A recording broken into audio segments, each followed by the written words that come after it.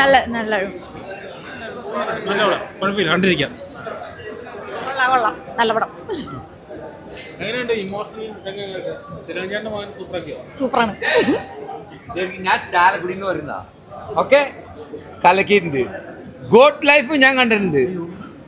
ഇതിലും പൃഥ്വിരാജ് അവാർഡ് കൊടുക്കേണ്ട പടം. Editing excellent.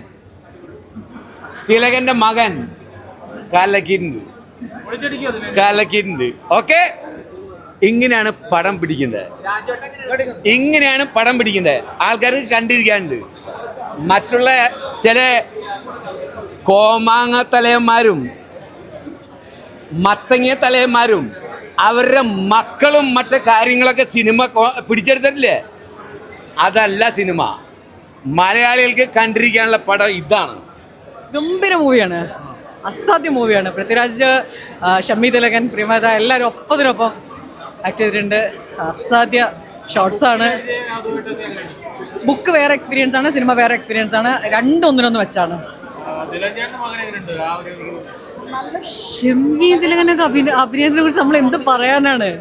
എക്സ്ട്രാ ഓർഡിനറി, അതിലിനി ഒന്നും പറയാനില്ല.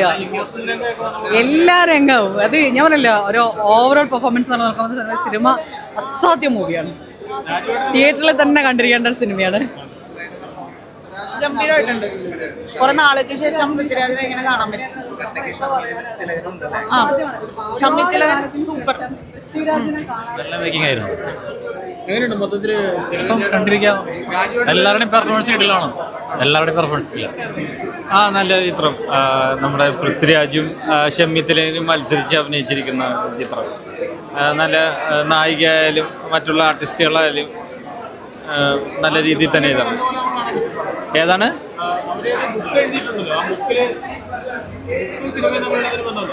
ഞാൻ ബുക്ക് വായിച്ചിട്ടില്ല. ഒരു എന്റർടൈനർ എന്ന രീതിയിൽ ആസ്വദിക്കാൻ പറ്റി നല്ലൊരു ചിത്രം. പൃഥ്വിരാജിന്റെ പെർഫോമൻസ് കുഴപ്പമില്ല. എടുത്തു പറയേണ്ടത് ഷമ്മീസയുടെ ഗംഭീരമായിട്ടുണ്ട്. അതുപോലെ നായിക പ്രാധാന്യം ഉണ്ട്, വളരെ ഏറെ നായിക പ്രാധാന്യം ഉണ്ട്. എടുത്തു പറയേണ്ട പെർഫോമൻസ് ആണ് നായികയുടെ പെർഫോമൻസ് ഒക്കെ. ഇല്ല, ഞാൻ നോവൽ വായിച്ചിട്ടില്ല. നോവൽ വെച്ച് കമ്പയർ ചെയ്യേണ്ടതെന്നാണ് എൻ്റെ ഒരു അഭിപ്രായം. നോവൽ നമുക്ക് എങ്ങനെ വേണമെങ്കിലും അത് നോവലായതുകൊണ്ട് ഇമാജിൻ ചെയ്യാനൊരു ഓപ്ഷനുണ്ട്. പക്ഷെ അത് അങ്ങനെ തന്നെ മേക്ക് ചെയ്യുമ്പോൾ ഉള്ളൊരു പ്രശ്നം ഇത് സിനിമയിൽ ഉണ്ട്. അങ്ങനെ ആക്ഷനൊക്കെ ഓക്കെയാണ്. നല്ല അടിപൊളി പടമായിരുന്നു. ഭയങ്കരമായിട്ട് ഇഷ്ടപ്പെട്ടു. എനിക്ക് ഇതിനകത്ത് ആരും പറയാതെ പോയത് ഷമ്മി തിലകനെ കുറിച്ചാണ്. അപ്പം അദ്ദേഹത്തിൻ്റെ ആക്ടിങ് ഒരു രക്ഷയില്ല, സൂപ്പർ ആയിട്ടുണ്ടായിരുന്നു. അതുപോലെ തന്നെ പൃഥ്വിരാജിന്റെ അതെ കുറെ നാളിന് ശേഷം വന്നിട്ടുള്ളൊരു അടിപൊളിയായിട്ടുണ്ട്. ഒന്നും പറയും, നിങ്ങൾ എല്ലാവരും കാണണം കേട്ടോ, ഉറപ്പായിട്ടും കാണണം. അത്ര കുഴപ്പമില്ല. നമ്മൾ ഇന്റർവ്യൂവിന് മുന്നിൽ എനിക്ക് ഇച്ചിരി ലാഗായിട്ട് പടം തോന്നിയായിരുന്നു. അത് ഡീറ്റെയിൽ ചെയ്യാൻ, അതായത് പൃഥ്വിരാജിനെ ഡീറ്റെയിൽ ചെയ്യാനായിട്ട് ഇച്ചിരി പടം നമുക്ക് ഇച്ചിരി ലാഗായിട്ട് തോന്നുന്നു. പക്ഷേ ഇന്റർവ്യൂവിൽ കഴിഞ്ഞ പടം നല്ല സ്പീഡിൽ തന്നെ പോയിട്ടുണ്ട്. പിന്നെ ഷമ്മി തിലകൻ്റെ അഭിനയം, ഷമ്മി തിലകൻ എനിക്ക് തോന്നുന്നത് നമ്മുടെ നായകനേക്കാൾ ഒരുപടി മുന്നിലാണ് ഷമ്മി തിലകൻ റോൾ ചെയ്തിരിക്കുന്നത്. കുഴപ്പമില്ല, നല്ല സിനിമ. നോവലൊക്കെ പോലെ തന്നെ ചെയ്തിട്ടുണ്ട്. ഒരു ഇന്റർവ്യൂവിന് മുന്നിൽ ഒരു ചെറിയൊരു ലാഗ് പോലെ തോന്നി, അതേ ഉള്ളൂ. വേറെ കുഴപ്പമൊന്നുമില്ല കേട്ടോ. അവസാനമൊക്കെ നന്നായിട്ടുണ്ട്, കുഴപ്പമില്ല.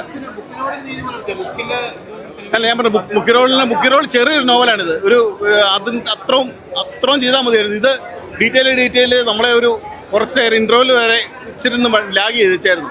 ഇന്റർവ്യൂവിൽ കഴിഞ്ഞാൽ കുഴപ്പമില്ല. ശ്രീവേഷ് മുക്കുരായിട്ടുണ്ട് പുള്ളി. അത് എടുത്ത് പറഞ്ഞാൽ മറ്റേ നായിക പ്രാധാന്യവും പിന്നെ എടുത്തു പറയാൻ ഷമ്മി തിലകനും കിടിലായിട്ട് ആ റോൾ ചെയ്തിട്ടുണ്ട്. നമുക്ക് കുറേ നാൾ പോയി ഷമ്മി തിലകൻ നല്ല റോള് കാണുമോ. ഓക്കെ, നല്ല പടമാണ്. Very nice movie, must watch ആണ്. എല്ലാ ഏജ് ഗ്രൂപ്പിലെ ആൾക്കാർക്കും ഒരേപോലെ എൻജോയ് ചെയ്യാൻ പറ്റും. കുട്ടികൾക്കാണേലും ആക്ഷനുണ്ട്, ഫാമിലി ഓറിയൻറ്റഡും ആണ്. കംപ്ലീറ്റ്ലി അങ്ങനെയാണെന്ന് പറയാൻ പറ്റില്ല, പക്ഷെ എന്നാലും വിഷ്വലി നമുക്ക് നല്ലോണം നമ്മളെ ഇരുത്തിക്കുന്ന ഒരു ഫിലിം തന്നെയാണ്. ബുക്ക് റിലേറ്റഡ് ആണ്, ഇല്ലയെന്നല്ല. ഫാമിലിക്ക് കാണാൻ പറ്റിയ പടമാണ്. ഇമോഷൻസും ഉണ്ട്. ഷമ്മി തിലകനും പൃഥ്വിരാജും എങ്ങനെയാണ് നല്ല കോംബോ ആണ്. പലപ്പോഴും നമുക്ക് തിലകൻ സാറിനെ ഓർമ്മ വരുന്ന പല ഘട്ടങ്ങളും അതിലുണ്ട്. വളരെ പീക്കാണോ എന്ന് നമുക്കറിയില്ല, പക്ഷെ നല്ലൊരു പെർഫോമൻസ് ആണ് നമുക്ക് അതിൽ കണ്ടത്. യെസ്, കംപ്ലീറ്റ്ലി എൻഗേജിങ് ആണ്.